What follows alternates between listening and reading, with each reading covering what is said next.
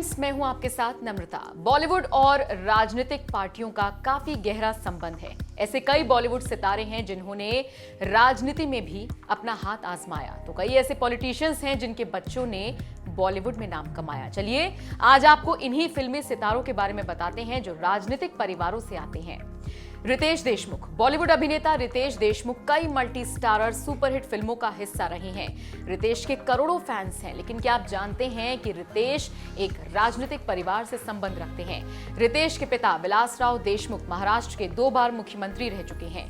1999 से 2003 और 2004 से 2008 तक महाराष्ट्र में विलासराव देशमुख की सरकार रही।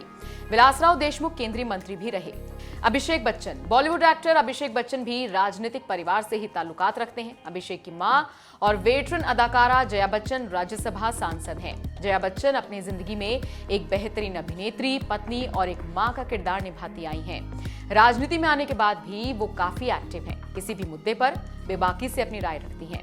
संजय दत्त। संजय दत्त के पिता और वेटरन एक्टर सुनील दत्त मनमोहन सरकार में खेल मंत्री रहे।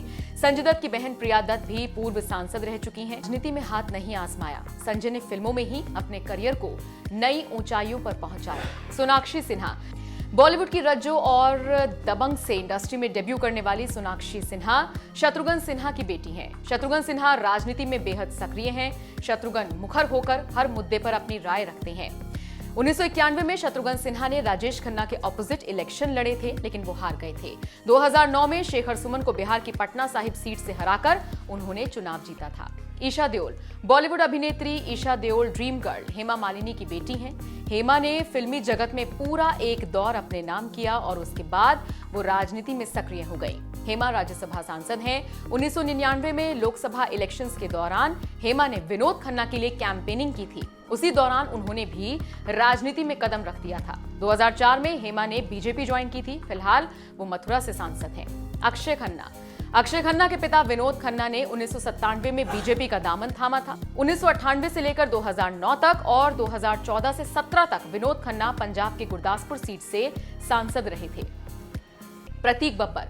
1989 में राज बब्बर ने जनता दल का दामन थामा और यहीं से राज बब्बर के राजनीतिक करियर की शुरुआत हुई थी। हालांकि उन्होंने इस पार्टी को छोड़ दिया और फिर समाजवादी पार्टी का दामन थाम लिया। समाजवादी पार्टी में रहते हुए वो 3 बार सांसद रहे।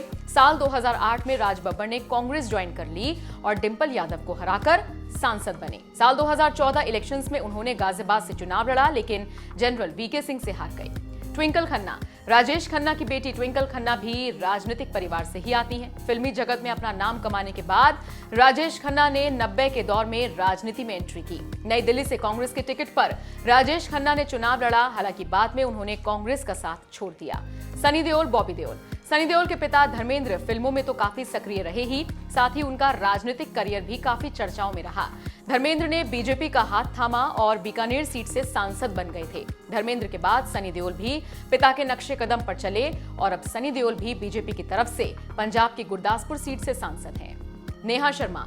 बॉलीवुड की खूबसूरत एक्ट्रेस नेहा शर्मा भागलपुर से विधायक अजीत शर्मा की बेटी हैं। अजीत शर्मा पॉलिटिशियन बनने से पहले बिजनेसमैन थे। बिहार के भागलपुर से उन्होंने कांग्रेस के लिए चुनाव लड़ा था और फिर वो जीत गए थे।